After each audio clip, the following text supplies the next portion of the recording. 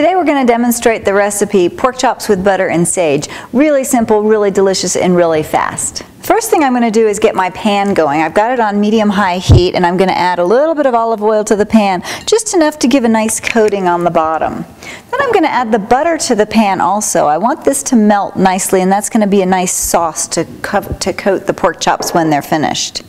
Now on the chops, I've got two center-cut bone-in pork chops. That means it's got a bone in it. I like cooking it with the bone because I think it cooks a little bit more slowly and it stays moist while you're cooking it. You can also do it boneless, but take a little bit of time off the cooking. So I'm using kosher salt, and I'm just giving it a nice coating of kosher salt on both sides before I cook the meat. And then I also want to add some freshly ground pepper. Now that my meat is nicely coated, my butter is melting, I've got sage leaves. Sage and pork are a really classical combination. I'm going to just add my sage to the pot and get it mixed in with the butter. Now that my oil is hot and my butter is melted, I'm just going to add the pork chops right to the pan. Nice sizzle, that's what you want.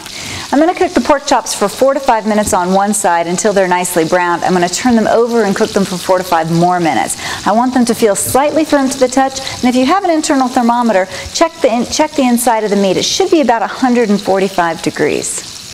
Before you cut into any meat, let it rest for at least 5 minutes before you do that. The juices will reabsorb into the meat instead of leaving them all over your board after you cut into them. Also, if the pork chops are a little big, go ahead and take the bone off and then slice it before you serve it. Bon appetit.